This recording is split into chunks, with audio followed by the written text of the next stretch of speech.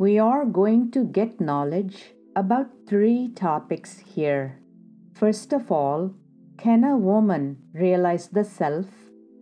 Can a woman be a jnani, a self-realized sage? Can the instructions of a woman guru be trusted and followed? Secondly, are occult powers necessary or useful? And finally, can performing actions and rituals alone confer salvation?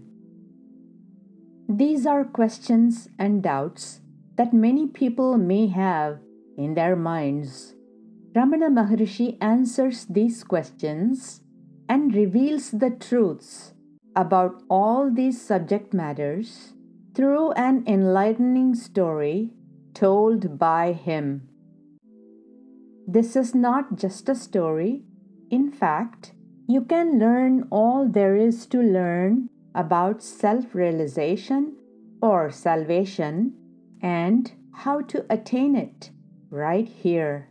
So please listen carefully till the end for your own well-being and happiness. Here is the story first, and then at the end, the summary of truths revealed by this story as told by Bhagavan Sri Ramana Maharshi and his explanations. Sikidvaja was a pious king. His spouse was Queen Chudala. They both received instructions from a sage. The king, being busy with the administration of his kingdom, could not put the instructions into practice, whereas Queen Chudala put them into practice and gained self-realization, knowledge of the real self.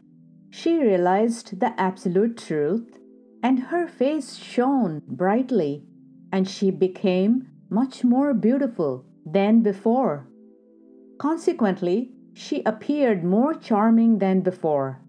The king was struck by her growing charm and asked her about it. She said that all the charm was due to the Supreme Self, and the king was only noting the charm of self-realization in her. The king laughed at her, thinking that realization was possible only through severe austerities and could never be gained while living in a palace. He told her that she was silly and that there were great tapasvis, those who did great penance, who could not realize the self even after long periods of tapas, penance. And what about a silly woman who was all along in the family and in the worldly life?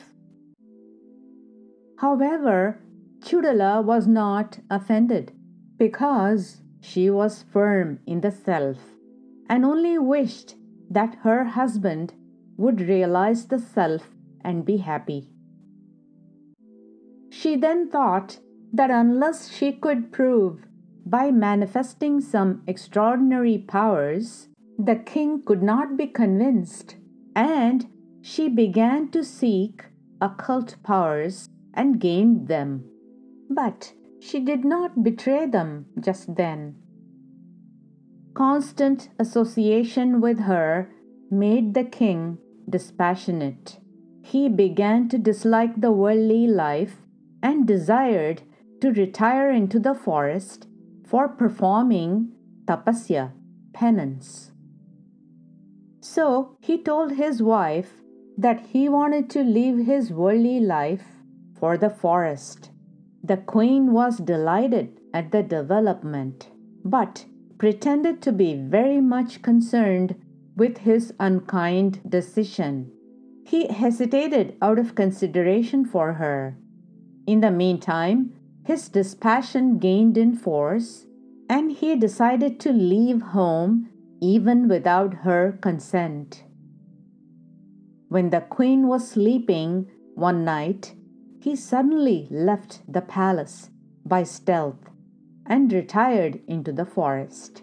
He sought and found some solitary spot where he could perform his tapas, and he performed hard penance.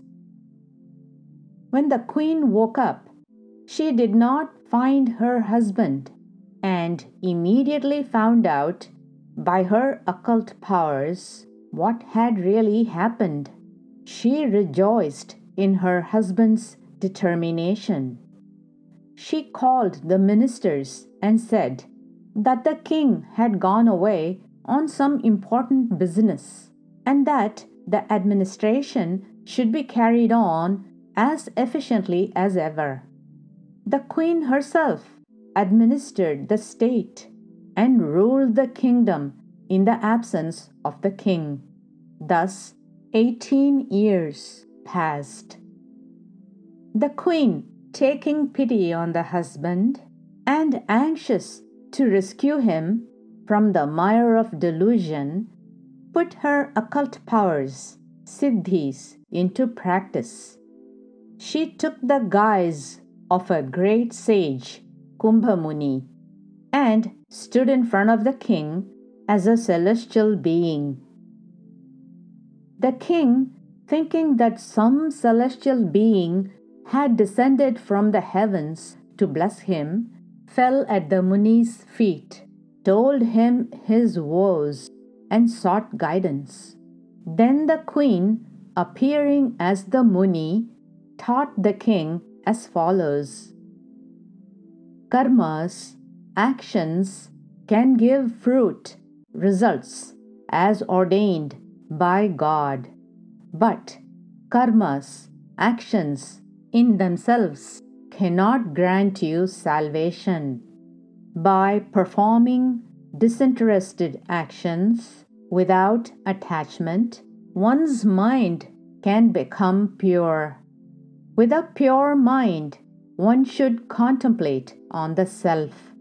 This would destroy the vasanas, deep mental tendencies. Then one should approach a master and through his grace learn how to inquire into the nature of the self. Liberation is possible only through inquiry and not by performing any amount of karmas, actions. By renouncing attachment to everything, one would realize the supreme truth. The king said that he had renounced everything, including his kingdom and family. The Muni, who was actually the queen, told him that his renunciation was only external and that the seeds of attachment were still in him. The king then took out his kamandalu, water pot, dandika, walking stick, rudrakshas, rosary beads, and other essential things, and threw them all into the fire, and stood without any possession. Then, on being told that he has still not renounced completely, the king was ready to drop his last possession, the body, by jumping from the top of the mountain.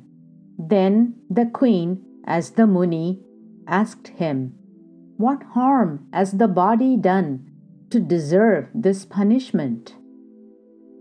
Thus the queen, as the Muni, taught him that he would not realize the truth by destroying the body, but only by destroying the mind, which was the source of all attachment. The queen taught him that the mind identifies itself as the limited I, and this is bondage. The snapping of this identity is renunciation of everything. The king listened carefully. Then the queen, still as the Muni, described in detail the sadhana, the practice of discrimination between the real and the unreal. Then the king's doubts were dispelled, and his mind became pure. He turned inward and quietly and deeply inquired into the source of I, and soon became one with it, and remained in blissful samadhi, perfect bliss. Then the queen, as Kumbhamuni, disappeared. After some time, the queen, as herself, returned to the forest. The king was still in samadhi, deep bliss, immersed in deep peace of the self. Queen Chudala tried to wake him up, but could not. Then, through her occult powers, she made the king become aware of the world. The king, now aware of the world, and yet filled with joy, now understanding the greatness of the queen, remained silent, not knowing how to express his gratitude to the queen. Then, as advised by the queen, he returned with her to the kingdom. Thus, while established in the supreme reality, he ruled the kingdom and lived happily with the queen for a long, long time. Here ends the story of King Sikhidwaja and Queen Chudala. To summarize, these are the three main things we learn from this story and Ramana Maharshi's explanations about it. Regarding the matter of women gurus, the truth is, it makes no difference whether one is a man or a woman when it comes to spiritual quests and self-realization.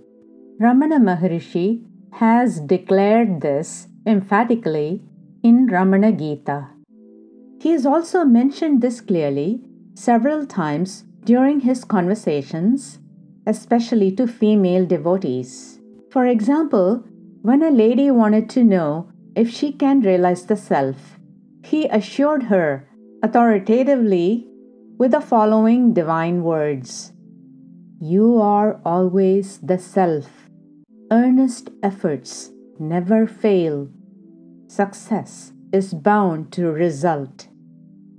Thus, he clarifies that both women and men can become a jnani, a self-realized sage or guru, and lead others, men and women.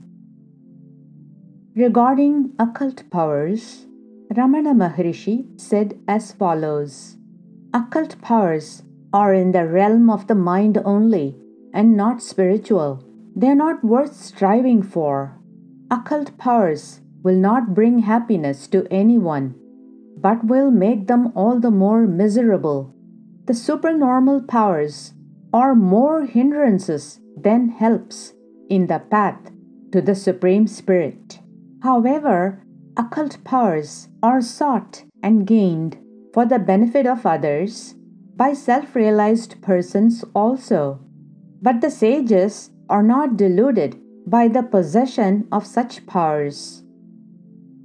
And regarding performing actions and rituals with a view of salvation, he makes it perfectly clear that any amount of actions and rituals will not offer salvation or grant self-realization and liberation from bondage.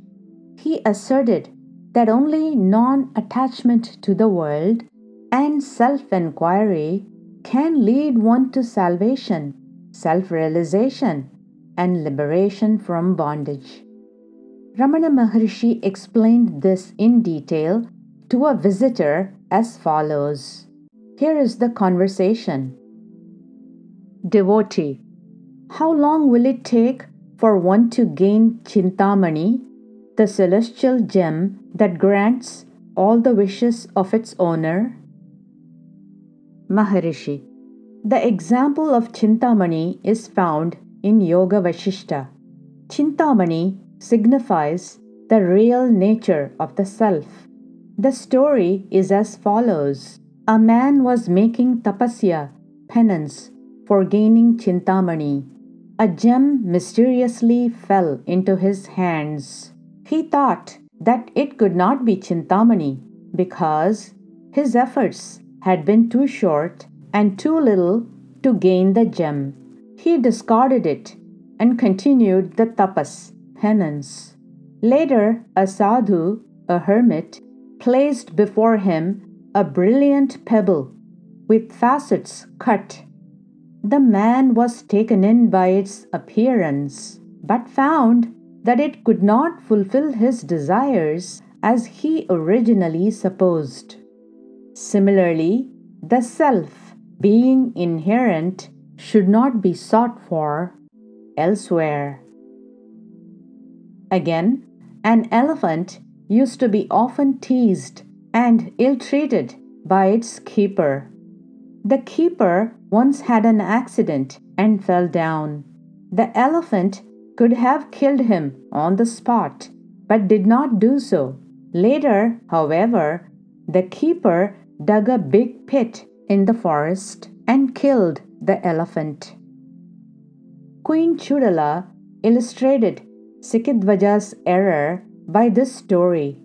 He had vairagya, non-attachment, dispassion, even while ruling his kingdom, and could have realized the self if only he had pushed his vairagya, non-attachment, to the point of killing the ego. He did not do it, but came to the forest, had a timetable of tapas, penance, and yet did not improve even after 18 years of tapas, penance.